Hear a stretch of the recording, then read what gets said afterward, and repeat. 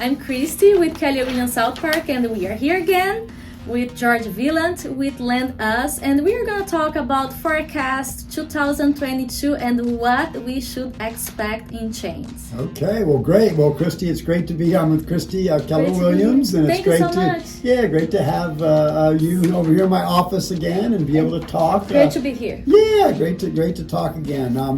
So there are a lot of changes that we're expecting in 2022. It should be a very interesting year for real estate, for rates. Mm-hmm. As of today, which is January 27th, the Federal Reserve Bank spoke yesterday, and they basically said they're going to begin to raise rates this year.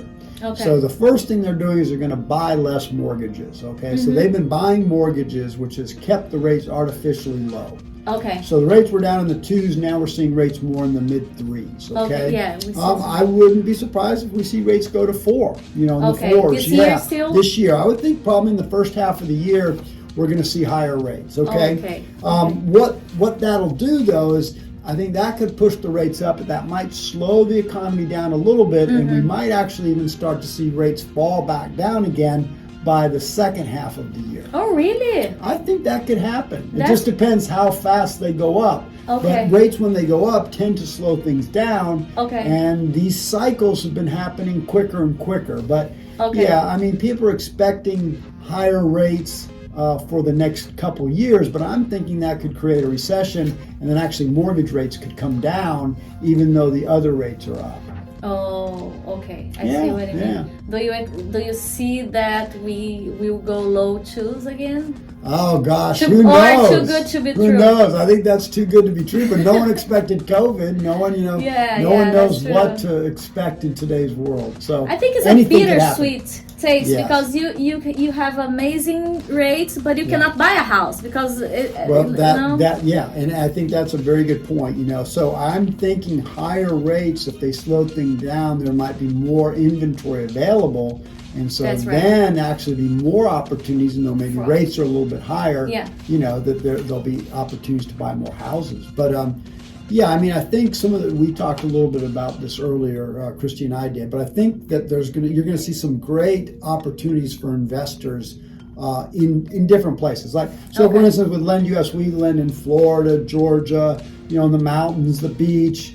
Okay. I mean, you're seeing across the board, real estate appreciation, that values are going up, that it's hard to find houses. So I think if investors can search with a great agent like yourself, you can help them do searches, property searches, looking in specific areas where there's still opportunities for investors to do well. Yes. But there is something this year about rates and loan rates on the investment properties. Yes, that's a good point. Yeah, they're raising. So the like I was saying, the Federal Reserve Bank was buying mortgages. Also, Fannie Mae and Freddie Mac are the ones that insure these mortgages. Okay.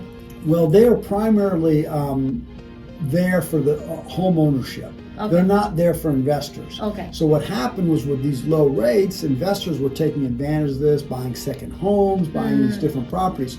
Well, Fannie Mae and Freddie Mac are not here to support investors. They're here to help people buy houses. Okay.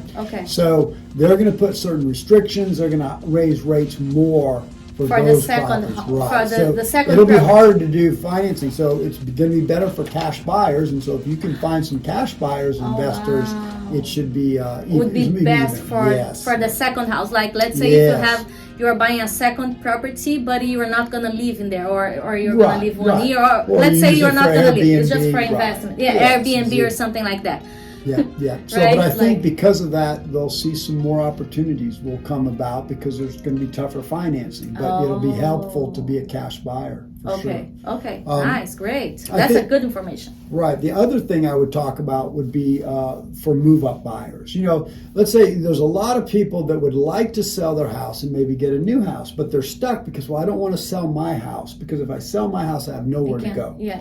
So what we've been doing with Christie and some of my other real estate partners, if we can qualify you without your house sold, so we can look and see, okay, this is what we can help you buy, even keeping your house. But then obviously we know you want to sell your house, but then you can go out there with Christie, you can shop around, you can put a contract on a new house without that house sold. Yeah. So we get the new contract, you're confident that one's closing, then you can sell your other house. Because people don't want to sell their house right now and not have a place to live. Especially now that's so hard for to these find move a out, house. for the move up buyers, it's very important that you send them to me now so we can really work these numbers to make sure they're comfortable selling their house because they have a new home already picked out. Okay. What you mean is like it's easier to have loan if you are going to buy a new home. It's easier when you put that you are selling your house. You have more leverage. Yes, you have more even leverage if you to don't put down, right? But we don't want it to be contingent.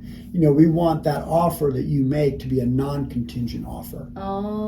So we can get them approved without that house sold, because the seller of that other house doesn't want a contingency.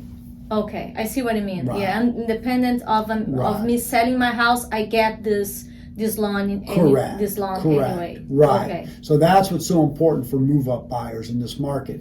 So with some of the different programs and things we talked about in our last program, when you and I discuss, we can run them some options to see how we can make that work. That's good. That's perfect for people who are very anxious about that, about like where I'm going, how it's gonna be, and everything. Yeah, and I think the last thing I would just want to comment, as far as forecasting, would be the first-time home buyers. And they're in a hard spot because the values have gone up so quickly. Now, as we talked about in our last program, VA, USDA are the best first-time home buyers because it's no money down, so they can still get in. These are still, even though rates are up, these are still really good rates historically. Okay. Rates in the 3s, even the 4s are not bad. You know what I mean? So they can still qualify. So there's some great opportunities with some first-time home buyer programs that we have that are no money down, even conventional 3% down. That can be gift funds. So if you have some family money, that could help with a small down payment, you can buy a house. So there really are some great opportunities. And I think those will continue to be there because the government does want to promote home ownership. And they understand that the values are going up and it's harder and harder for people to buy a house. So, come see me again. We can make sure you get yourself structured, see a good agent. So once we're pre-approved, you can start running that search. Because like you said, when we first started, you get there's 7 different offers already coming in on that property. So we have to be able to move quickly. And what we'll do on those properties sometimes is for those first-time home buyers, we'll get everything all together and we'll get it approved through underwriting. And so it's already approved. So when I give you a pre-approval letter, it doesn't just say pre-approved, it says loan commitment. So that will help you when you go and negotiate for your buyer to get that. It's a stronger paper. So you can. Okay. So your offer will be accepted. So those are some of the things that I think that will be really important for first-time home buyers, investors, and move-up buyers this year. Okay, that's perfect. Thank you so much. And any other chains for like conventional or anything? No, I mean, I think like we talked about, the loan limits on conventional is $647,000. So that's a lot of money available. Yeah, that's a good. A lot of available money at good rates. Yeah. Thank you so much for your time, for this great information. Well, thank you for being here. And, thank you. And if you guys need anything from loan program, any question or any guidance, you can talk with George Violante with Land US. Yep. George Violante, Land US. Yeah, we'll get you there. Yes. Thank you Thanks, so much. Christie. I'll see you. Okay. See you soon. All right. Thank you. Bye.